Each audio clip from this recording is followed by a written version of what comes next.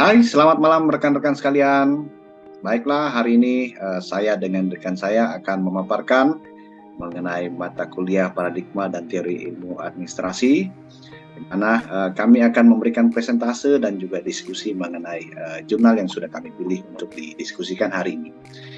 Sebelumnya saya perkenalkan diri, nama saya Jostra Billy, NPM saya 22061 21462 dan rekan saya di sebelah sana Andi Nuralim, NPM 2206120983. Baiklah, adapun jurnal yang kami pilih adalah dengan judul Balance Scorecard, Key Tool for Strategic Learning and Strengthening in Business Organization.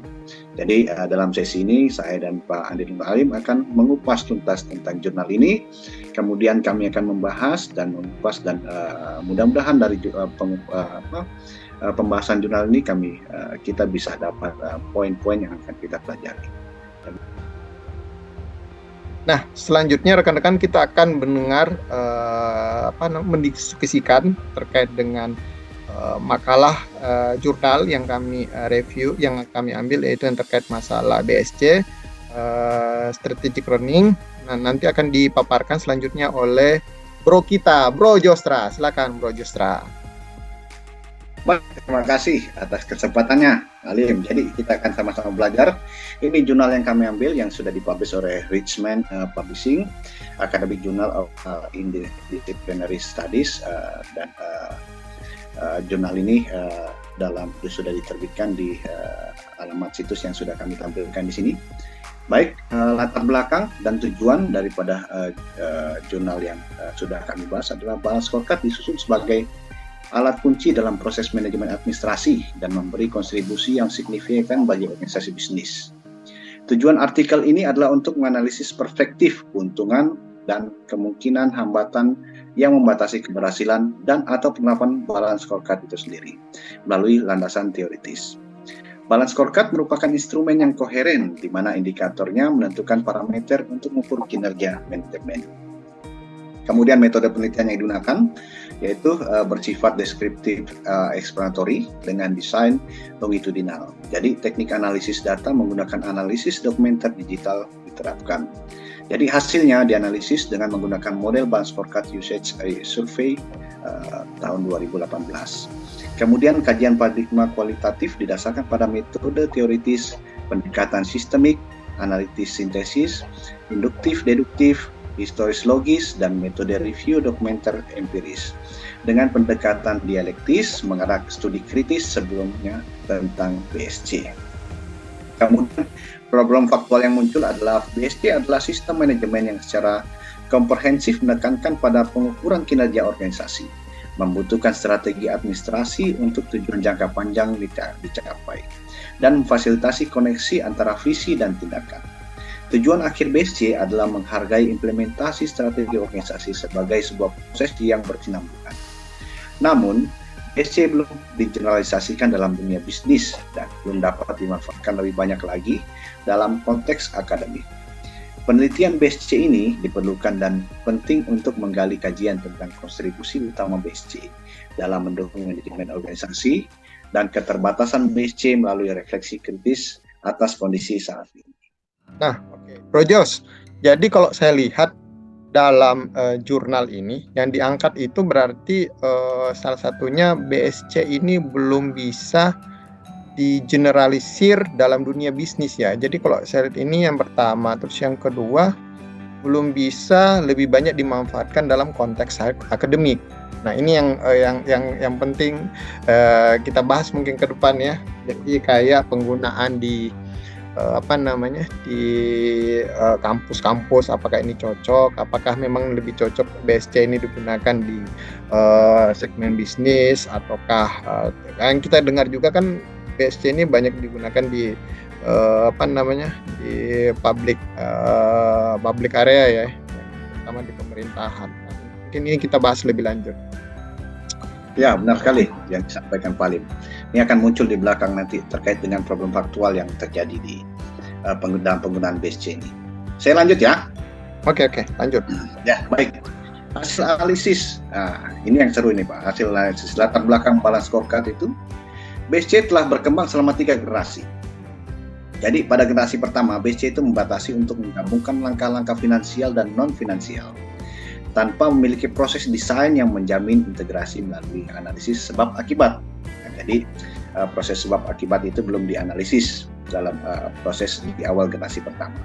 Kemudian pada generasi kedua, BC mengatakan sebab akibat ini mungkin kayak ini ya. Kalau kemarin kita belajar masalah double loop, single loop, feedback, ya mungkin itu yang dimaksud ya. Belum sampai ke arah situ yang di generasi pertamanya ya, Rojo ya. Ya benar. Ya jadi masih satu arah. Ya jadi feedback itu belum menjadi sebuah masukan atau sebuah landasan dalam menyusun balance scorecard itu sendiri. Jadi feedback itu masih belum menjadi salah satu bagian yang menjadi analisa dalam strategi. Kemudian di generasi kedua itu BC mengandalkan peta strategis. Jadi sudah ada dibuat dalam bentuk peta-peta strategis untuk memudahkan dalam implementasi strategi.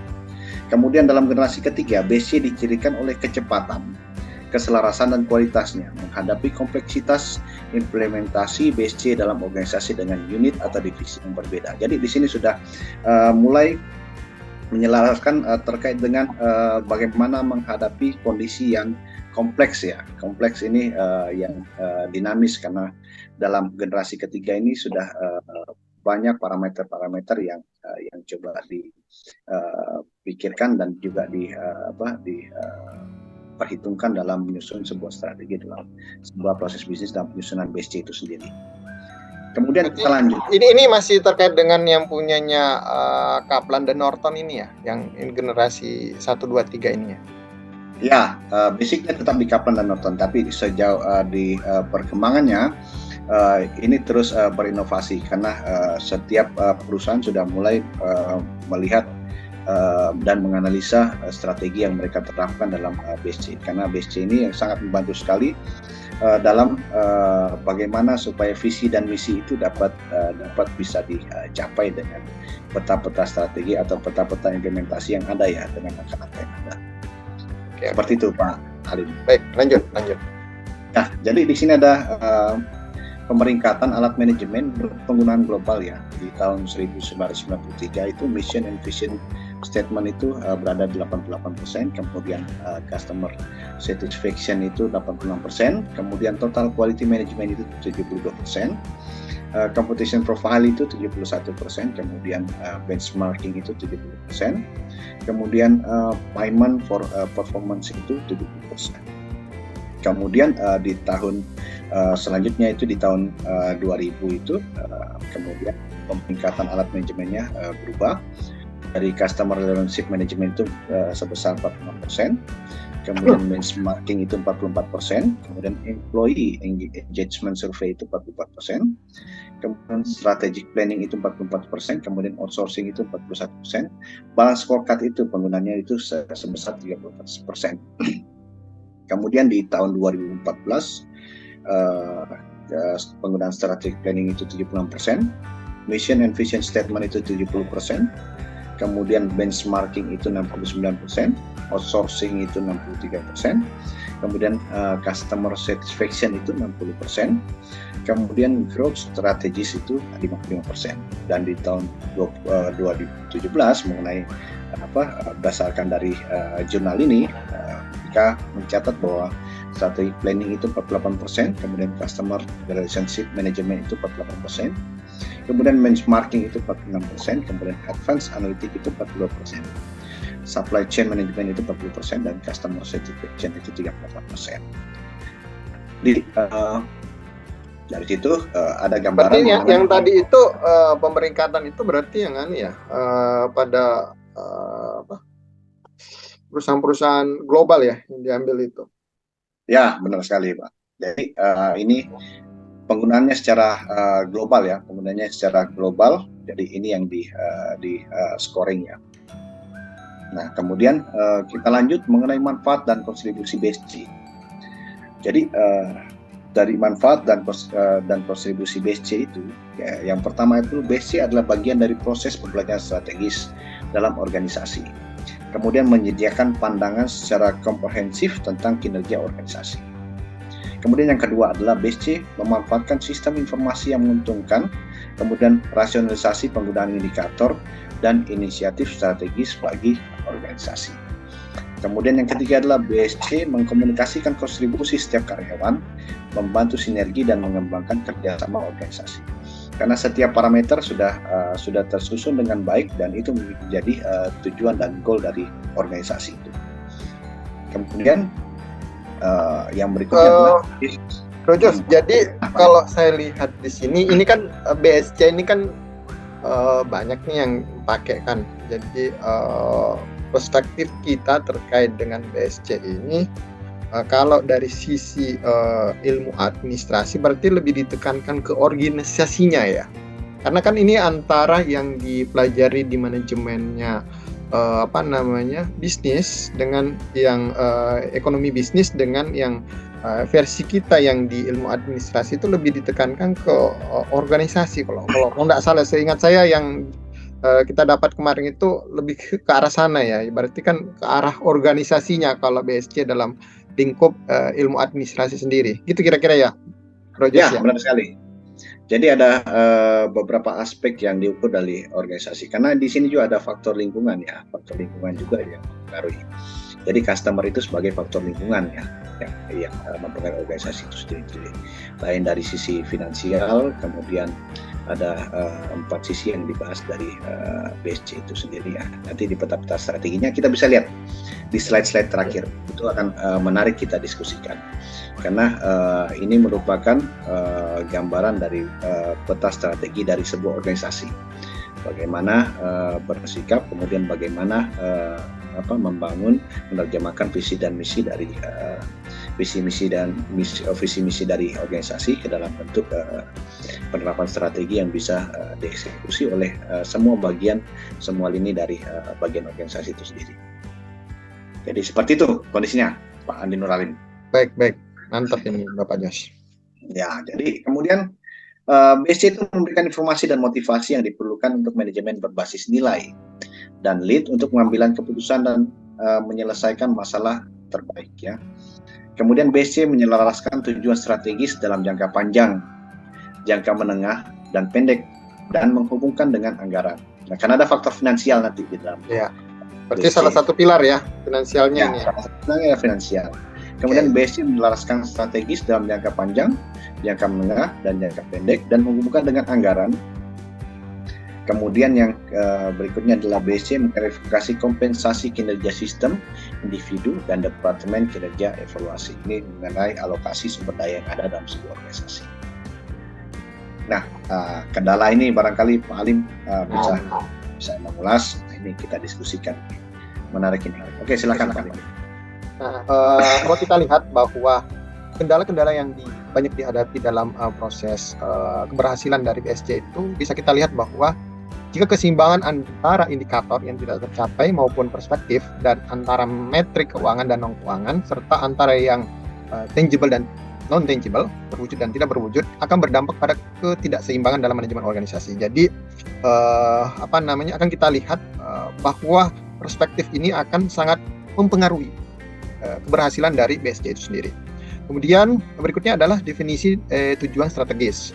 Dan indikator BSC itu sangat tinggi atau tuntutan yang sangat rendah dapat menyebabkan hambatan dalam mencapai keberhasilan. Jadi ini juga yang menjadi faktor yang menyebabkan bisa menjadi kendala dalam BSC. Kemudian yang berikutnya adalah tidak tercapainya keselarasan pegawai dalam dan area organisasi dengan strategi organisasi, menyebabkan kurangnya sinergi dan menurutnya kualitas sumber daya organisasi. Nah, kalau kita lihat gimana?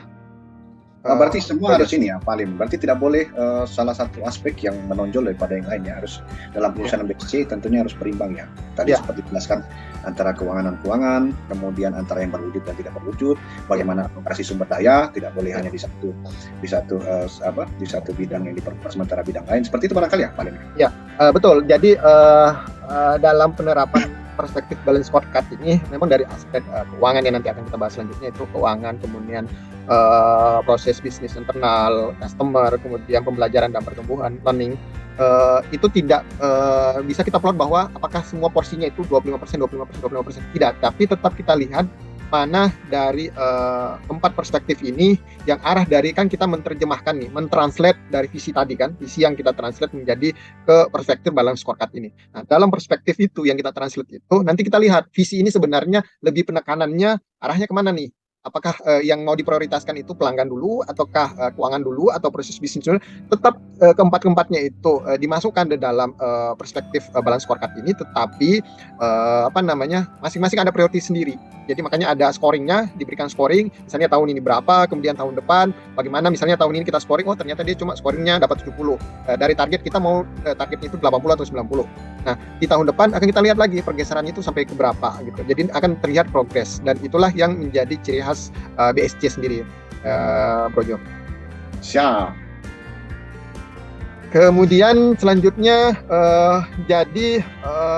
kalau balik lagi ya, tadi itu terkait dengan organisasi. Jadi kalau kita lihat bahwa sebenarnya 4 kriteria yang ada dalam BSC itu sebenarnya kan dibuat dan di cascading ke setiap level. Jadi kalau kita kaitkan dengan level di human capital itu biasanya kan di cascading untuk menjadi KPI dari tiap-tiap unit. Jadi yang tadi 4 perspektif itu nanti akan dibagi ke tiap-tiap unit atau tiap-tiap divisi atau tiap-tiap strategic business unit yang ada di daerah. Jadi itu yang akan menjadi plotting dalam proses BSC ini.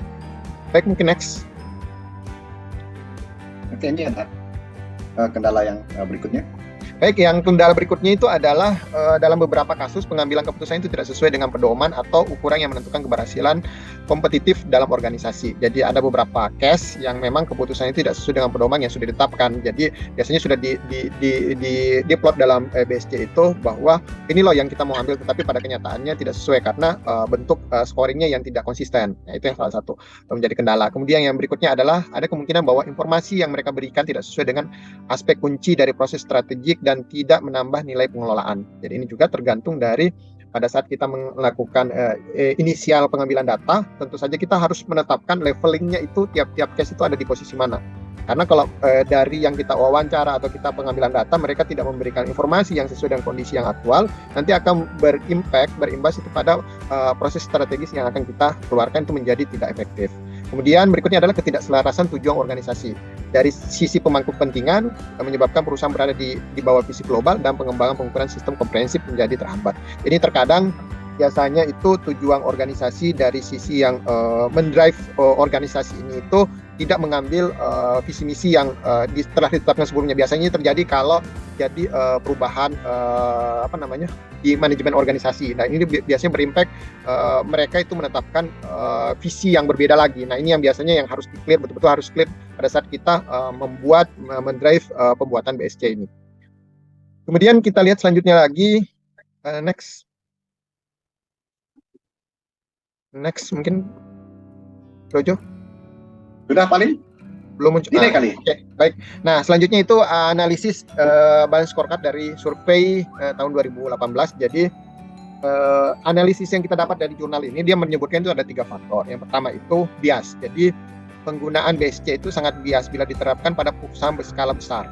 Jadi ini juga ini kan survei dilakukan pada tahun 2018 dan kita lihat di tahun-tahun yang sekarang ini banyak perusahaan yang menggunakan analisis menggunakan BSC ini. Kalau kita lihat tingkat pengukuran penggunaan BSC ini bermacam-macam, bervariatif ya. Tapi pada saat survei ini dilakukan, beberapa penggunaan BSC itu disebutkan bahwa ini sangat bias penggunaannya pada perusahaan-perusahaan yang berskala besar. Tentu saja sesuai dengan data yang dilakukan oleh penulis yang disurvei pada tahun 2018. Kemudian yang berikutnya adalah kontribusi. Nah, BSC ini memberikan kontribusi besar untuk evaluasi kinerja dan tim. Nah, kalau kita lihat sekarang, ini memang sangat berkorelasi. Jadi BSC itu kan sebenarnya tadi kalau kita sebut bahwa mentranslate strategi. Jadi strategi itu dibuat dalam 4 pilar, kemudian di cascading dan ke setiap level, dan nanti akan menjadi KPI di tiap-tiap unit dalam organisasi itu. Kalau kita modelnya sekarang mungkin ya sebutnya GPA ya, Goal Performance Analytic. Jadi Goals Performance Indicator. Jadi itu yang digunakan sekarang yang merupakan hasil dari BSC itu yang di cascading ke masing-masing individu. Kemudian berikutnya adalah penggunaan software BSC. Jadi ini software yang digunakan dalam perangkat-perangkat untuk melakukan BSC sendiri. Ini itu banyak software. Jadi misalnya menggunakan bisnis vision suite, kemudian ISO perangkat lunak, solution dan lain-lain itu banyak digunakan dalam melakukan analisis BSC ini. Jadi sebenarnya itu bisa digunakan versi lama itu pakai model Excel itu sudah bisa digunakan, tetapi makin kesini makin canggih, sudah menggunakan software dan berbagai macam software ini akan sangat memudahkan kita mendapatkan hasil yang lebih akurat. Ya, berarti semakin kesini sudah pendekatan teknologi yang digunakan. Ya, ini sudah menggunakan teknologi untuk mempercepat akurasi.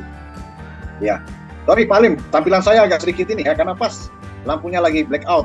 Nah, tak apa-apa ini Pak Jos, mantap ini diskusi kita tidak terhalang dengan lampu kan, tetap jalan ini. Oke, kita lanjut ya. Oke.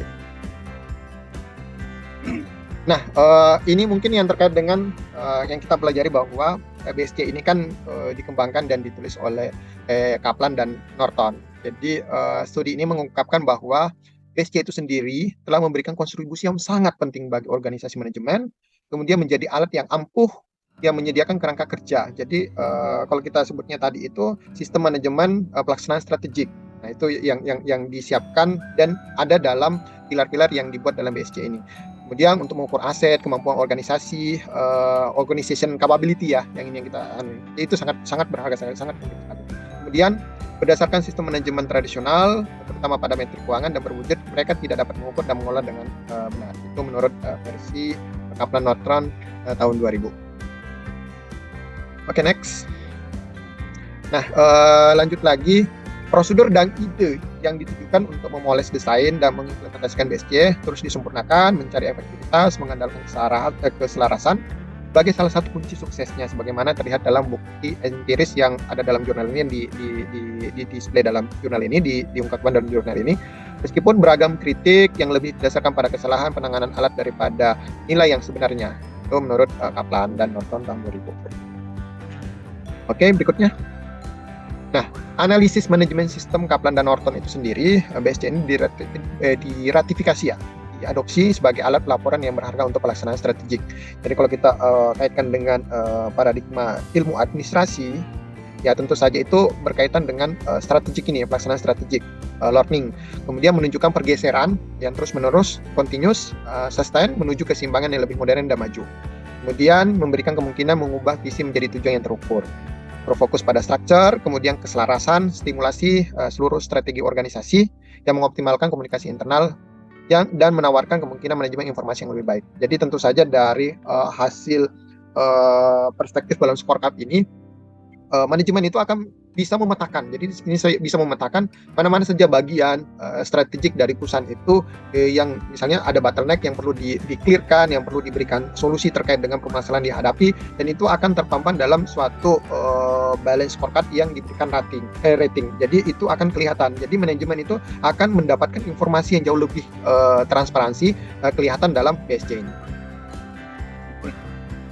Okay. Ini seru mengenai penerapannya. Ini boleh. Bisa kita bahas ini, Bro Jo. Jadi silahkan bisa kita cek ini contoh pembuatan balance scorecard di salah satu airlines ya. Saya nggak usah sebut airlines-nya ya, nggak usah sebut merek ya. Yang pokoknya salah satu airlines. Jadi ini contoh kita lihat. Mungkin saya anukan dulu visi misinya, nanti kita bahas yang terkait dengan strategi map-nya ya. Jadi kalau kita lihat di sini bahwa tadi sudah disebutkan BSC itu kita mulai dari visi misi ya. Jadi di sini ada misinya. Misinya itu adalah dedikasi terhadap layanan pelanggan dengan kualitas yang terbaik. Kualitas yang terbaik yang disampaikan dengan rasa kehangatan, keramahan, kebanggaan individu dan semangat perusahaan. Itu misinya nih, Airline X ini.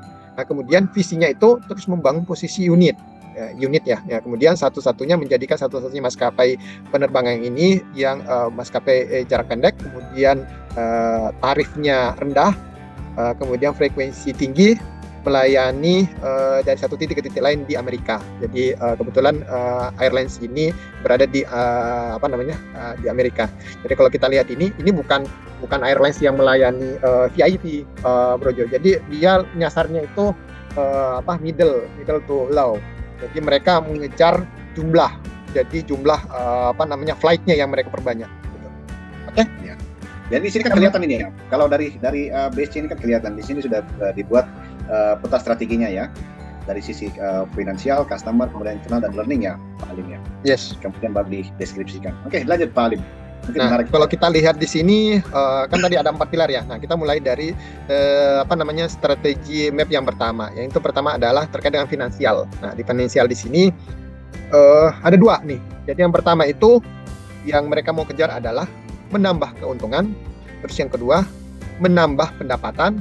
Kemudian tentu saja biaya akan menjadi lebih rendah. Jadi nanti akan kita lihat keterkaitannya ada di mana nih. Nanti akan kita lihat keterkaitannya ada di mana. Kemudian kita lihat dari yang diukur apa. Jadi performance pengukurannya apa. Yang pertama itu yang diukur adalah nilai pasarnya sendiri. Jadi menentukan tarif kalau di airlines itu tentu saja dilihat dari market share-nya itu seperti apa. Jadi di pasar itu para penumpang-penumpang ini itu senangnya dengan yang seperti apa gitu. Pesawat yang seperti apa. Tentu saja mereka kalau kita lihat targetnya ini mereka menyasar para penumpang atau karier yang middle to low. Jadi mereka mengejar yang pangsa pasar yang middle to low. Kemudian pendapatan dari keterisian kursi. Jadi pengukuran yang berikutnya itu pendapatan dari keterisian kursinya seberapa besar. Kemudian yang berikutnya adalah biaya sewa pesawat. Jadi ini kita dengar juga kalau kita lihat bahwa ini juga salah satu faktor yang sangat berpengaruh terkait dengan finansial karena sewa pesawat itu kita lihat beberapa airlines itu banyak kolaps. Itu terkait dengan strategi sewa pesawat yang salah. Ini ya, semua. Itu seperti contohnya ini ya Pak Paling. Ya kita contohkan yang salah satu itulah negara kita ya. Ya betul. Itu salah strategi terkait dengan sewa pesawat yang mungkin waktu itu targetnya memang berbeda ya dengan yang regional airlines ini. Kalau dia targetnya itu memang dia target bukan target jarak pendek, tapi dia jarak panjang. Jadi kalau makanya dia antar benua yang dia kejar. Padahal ternyata makin ke sini kita lihat bahwa perusahaan-perusahaan yang profit itu bukan yang seperti itu, yang malah yang lebih yang middle to low itu ya yang jauh lebih profit.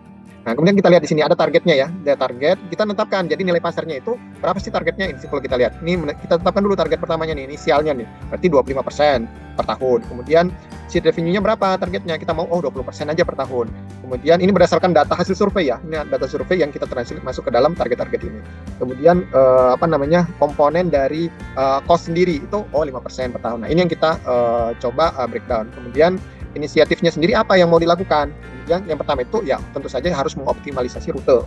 Jadi rute-rute itu biasanya kalau kita lihat di pesawat itu kan banyak tuh gabung-gabung rute dicari rute-rute yang padat. Nah itu sekarang berarti dioptimalisasi tuh rute-rute tersebut. Kemudian standarisasi pesawat. Nah kenapa standarisasi pesawat? Kita tahu bahwa pesawat itu salah satu yang selain bahan bakar itu adalah komponennya. Komponen alat adalah komponennya. Jadi kalau dia standar pesawatnya, pada saat mereka mengorder pergantian alat itu mereka satu seri saja yang dia beli, jadi tidak macam-macam dia tempatnya. Jadi itu akan membuat biaya menjadi lebih murah dibanding kalau beberapa jenis pesawat, belum lagi harus menggunakan banyak teknisi yang masing-masing, misalnya harus Boeing, kemudian yang satu lagi Airbus. Kalau itu di beragam ininya pesawatnya, belum lagi yang lain, itu akan menjadikan komponen biaya untuk terkait dengan maintenance itu akan menjadi mahal gitu. Jadi itu di breakdown. Ini barangkali yang paling ya mengenai dengan standarisasi pesawat ini, mungkin ini juga karena mereka target dengan seat revenue, kemudian lower cost, mungkin yang jadi yang menjadi penerapan dari strategi ini barangkali dengan jumlah seat yang ada dalam pesawat itu sendiri ya, seperti yang kita lihat di maskapai dalam negeri yang mengemban isu yang sama terkait dengan low fare, kemudian high frequency. Mereka mengoptimalisasi dengan jumlah penumpang ya, dengan jumlah seat yang ada. Mungkin ya batasan seatnya mungkin agak sedikit rapat dibandingkan dengan yang full service ya, seperti itu barangkali. Betul Bro Jo. Jadi kalau Bapak naik yang low carrier ini, istilahnya low carrier kan, ya berarti Bapak ya intinya itu Bapak bisa diterbangkan dari satu pulau ke pulau lain gitu, terbang gitu. Ya, orang nggak mikir lagi bahwa lebih bukan ke aspek ininya. Kalau saya lihat si low carrier itu, yang penting saya berpindah dengan cepat, biayanya murah. Dan itu kalau dari sisi sebagai customer, kalau kita lihat ini pasti customer kan, ini ternyata bisa lebih cepat kok. Nah makanya kita lihat di item kedua ya, kita lihat di item kedua. Nah di item kedua itu terkait dengan customer. Jadi customer itu melihat begini, bahwa penerbangan yang tepat waktu. Nah itu yang mereka inginkan kan, dari customer. Penerbangan yang tepat waktu, kemudian harga yang murah, kemudian bertambahnya pemakai jasa.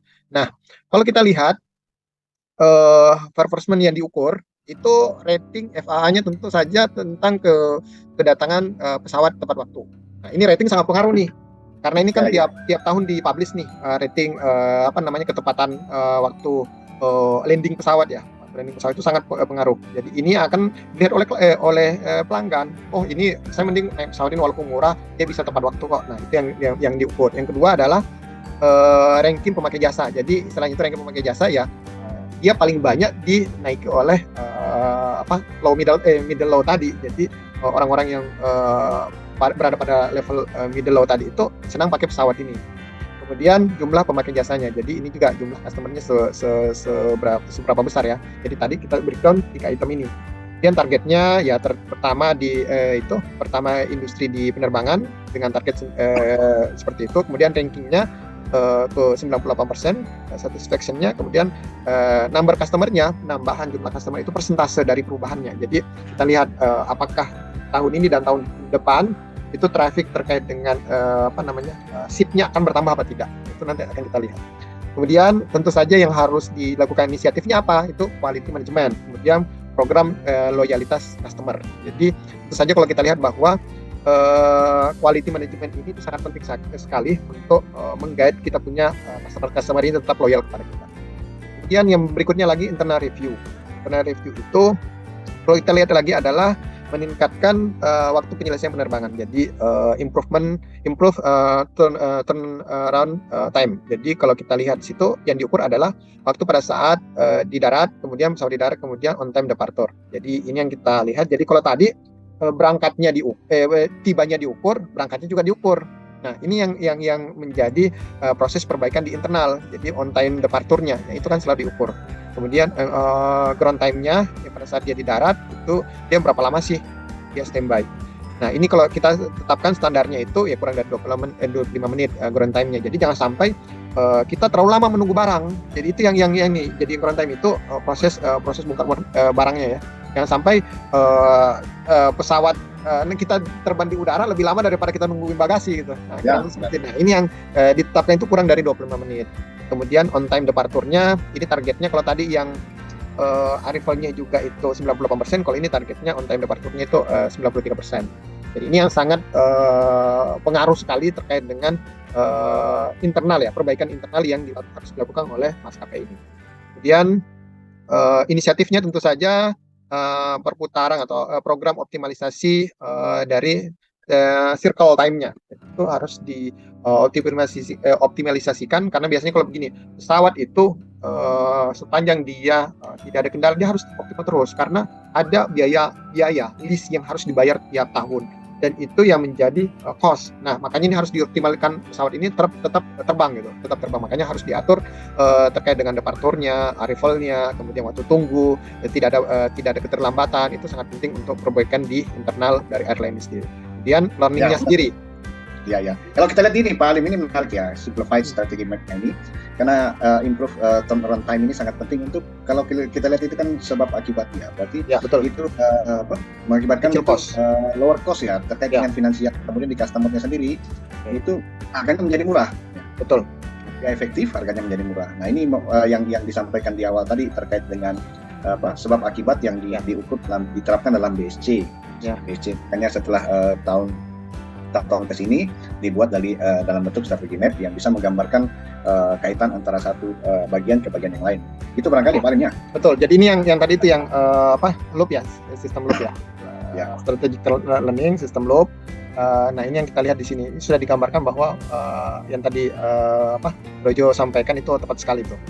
Kemudian berikutnya adalah learning. Jadi learning atau pembelajaran apa yang dapat dari proses BSC ini ya tentu saja persentase ground crew stakeholder. Jadi pemegang saham dari awal darah, kemudian berikutnya adalah persentase ground crew train. Jadi tentu saja ini kru-krunya ya, persentasenya ya. Jadi terkait kalau kita mau lihat services terkait dengan flight attendant, baik itu flight attendant sendiri ataupun dari pilot, co-pilot itu harus selalu diberikan persentase learning, perbaikan terus secara terus-menerus. Kemudian persentasenya apakah berapa 1 kali, 4 kali, 6 kali dalam setahun dengan ada persentase 70, 90, 100. Kemudian ini ownership-nya seperti apa, kemudian inisiatifnya ya, terus training-training yang diberikan untuk kru itu pada saat mereka tidak terbang itu secara periodik dilakukan. Jadi biasanya kalau kru airlines itu secara periodik itu mereka diberikan training baik untuk mulai dari flight attendant, pilot, co-pilot, kemudian yang termasuk yang di darat, teknisi itu mereka secara rutin mendapatkan training yang terkait dengan. Jadi di sini kita lihat keterkaitan dan looping-nya memang bagus banget. Saya lihat ini juga paling terkait dengan learning ini kan membangun engagement ya antara perusahaan dengan karyawan, karena di sini mereka membahas bahwasanya presentase dari kepemilikan saham dari kru itu sendiri. Nah, betul. Jadi betul. Mereka ada target-targetnya. Jadi secara tidak langsung dari karyawan sendiri dibuka ruang untuk kepemilikan saham dan terlibat secara bisnis dengan organisasi. Jadi ikatan, dan ini membangun sebuah ikatan yang kuat di dalam organisasi barangkali. Betul. Jadi ini kalau saya lihat ini overall gini. Dari visinya dia sebagai maskapai yang targetannya dia adalah low fare, kemudian high frequency. Cuman faktor yang menarik yang saya lihat adalah customer. Dia tidak dari strateginya dia tidak mengesampingkan dari customer. Nah, itu tadi yang mungkin paling bahas tadi ya, terkait dengan banyak kegagalan dari penerapan BSC karena satu sisi itu lebih kuat daripada sisi yang lain.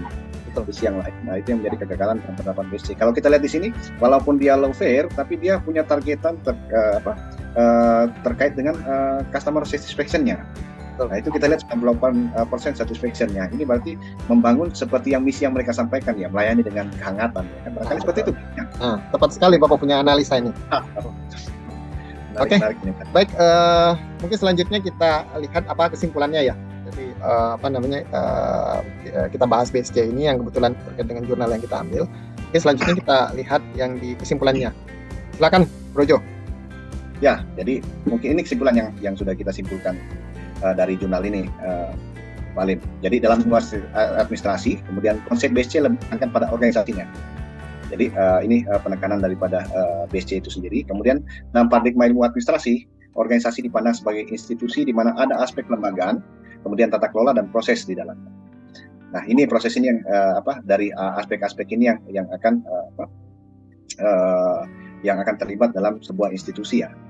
Kemudian yang ketiga adalah dalam yang membedakan dengan ilmu ekonomi, kemudian bahwa dalam ilmu administrasi itu lebih berpikir tentang strategis. Ya, BSC ini adalah salah satu instrumen yang menerapkan strategi, ya, kemudian menerapkan strategi dalam bentuk sebuah gambaran aksi. Ya. Kemudian yang keempat adalah konsep ilmu administrasi yang dikembangkan di IAH itu meliputi 5 pilar, yaitu terkait inovasi, policy, tata kelola, culture, dan kelembagaan. Nah, ini kita membahas dari bagian kecil daripada ilmu administrasi sendiri mengenai penerapannya di BSC. Dan mudah-mudahan ini bisa menggambarkan bagaimana teori institusi itu dalam sebuah organisasi yang diterapkan dalam bagaimana perusahaan atau sebuah organisasi itu menerapkan strategi, visi dan misi yang sudah ditetapkan dalam bentuk bagaimana gambaran untuk bagaimana mencapai visi dan misi itu. Begitu barangkali. Ada tambahan? Nah, saya rasa cukup diskusi kita selama kurang lebih berapa menit ya, ini dari 20 menit ya. Jadi kalau kita lihat apa yang kita sandingkan ya dengan salah satu materi dalam paradigma dan teori ilmu administrasi, ini adalah key-nya ya. Jadi key-nya bahwa kesimpulannya bahwa salah satu yang ditekankan dalam ST itu sendiri adalah pada organisasinya ya. Ini yang sangat penting buat kita, terutama dalam konsep ilmu administrasi yang dikembangkan dalam fakultas ilmu administrasi sendiri itu pilarnya ini mungkin yang dibawa nih, bahwa ada inovasi, policy, tata kelola. Kita berbicara masalah tata kelola ya tadi itu GRC, BSC, kemudian kita dapatkan kultur ya kalau kayak di BUMN ya akhlak dan kelembagaan berarti juga masuk sebenarnya terkait juga dengan tata kelola organisasi itu sendiri. Saya kira demikian, Bro Jo. Jadi diskusi kita sangat menarik hari ini. Mudah-mudahan ini bisa memberikan insight buat kita dalam kita mempelajari paradigma dan teori ilmu administrasi. Saya kira cukup demikian. Ada pesan-pesan? Feedback dari teman-teman setelah menonton video ini yang kita perlukan. Ya, untuk jangan sampai jangan lupa subscribe. Ya, itu subscribe. Dan kalau memang ada hal-hal yang perlu didiskusikan, jangan suka-suka untuk kita berdiskusi, karena kita dalam proses pembelajaran harus ada proses diskusi ya. supaya lebih menarik lagi, ada feedback, mungkin ada hal baru yang mungkin kita tidak lihat, bisa diberikan input, insight ke kita supaya pengetahuan kita lebih komprehensif. Begitu barangkali Pak Alim ya. Terima kasih. Terima kasih, selamat malam rekan-rekan semua yang menonton ini. Harapan kami jangan berhenti belajar, kita tetap belajar karena proses hidup ini kita harus senantiasa melakukan yang terbaik, dan tentunya harus banyak input yang harus kita terima dari sisi manapun. Begitu barangkali Pak Alim. Selamat malam. Oke, selamat malam. Terima kasih.